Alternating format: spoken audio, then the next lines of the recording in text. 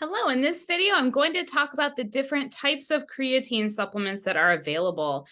So starting with creatine monohydrate, this is by far the most common form. This is the form that you'll find in most supplements, and it is the gold standard of creatine. This is also the form that is used if you read the research about the effects of creatine across the board. The research is using creatine monohydrate. So for that reason alone, I would recommend this type above the others, since the others really haven't been studied nearly to the level that creatine monohydrate has. We know that it works. We know that it's safe and effective. It's also affordable. So I would stop here, to be honest, but let's go through some of the other types. Creatine magnesium chelate, it's chelated with magnesium, just meaning that there is magnesium attached to the different creatine molecules. So the logic here is that magnesium is an electrolyte. And so the idea is that it would help further hydrate you, even though creatine already has that effect. But it's thought that there might be a higher level of absorption of creatine when it's got magnesium attached to it, and also might result in better hydration. That is all speculation. That is all logical. That may be true, but it hasn't been studied. So there haven't been human research studies that have demonstrated that effect. In the few studies that have compared creatine magnesium chelate with monohydrate, they perform equally. So it's probably safe, it's probably fine, but it's equal to monohydrate, so why not stick with the one that's been studied more? Creatine ethyl ester. So there's debate and conflicting research evidence about a few things. So it's thought that it might be absorbed better than creatine monohydrate. It's thought that it might be taken up by the muscle more efficiently than creatine monohydrate, but neither of those things have been conclusively demonstrated in the research. And research has also shown that this form might actually be worse at increasing the total creatine content in our muscles and our blood, which ultimately is the goal.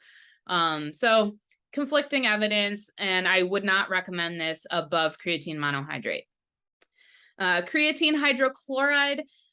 So this form is more water soluble than creatine monohydrate. So logically, we would think that if it's more water soluble, that you might be able to take less of it, so a lower dose than creatine monohydrate, which is appealing to anybody who gets a stomach ache from taking creatine. So that is the most common side effect that people get from creatine. So if you could take a form with a lower dose, then you're less likely to get a stomach ache. There are no published studies on creatine hydrochloride in humans, so we don't actually know if it's as effective or if we do absorb it more easily or anything like that. So until there are more human studies that demonstrate that this is more effective at a lower dose, I wouldn't recommend it. Buffered creatine is a form of creatine with alkaline powder added to it. So it helps it survive the stomach acid in a more stable state, which is the hope is that by doing that, you'd have less stomach aches. So the idea is that it would decrease the severity or the likelihood of a stomach ache or digestive discomfort. But there's very little research on this type of creatine, and what little evidence there is says that it is not in any way superior to creatine monohydrate. Liquid creatine is just when they take creatine and sell it to you in a liquid form. So most of your creatine supplements come in powdered forms, and then you mix it with water and drink it right away.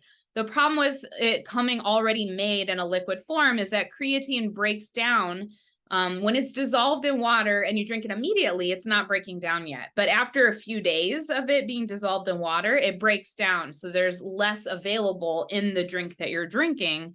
So it would be less potent and just less efficacious. So I wouldn't recommend liquid creatine.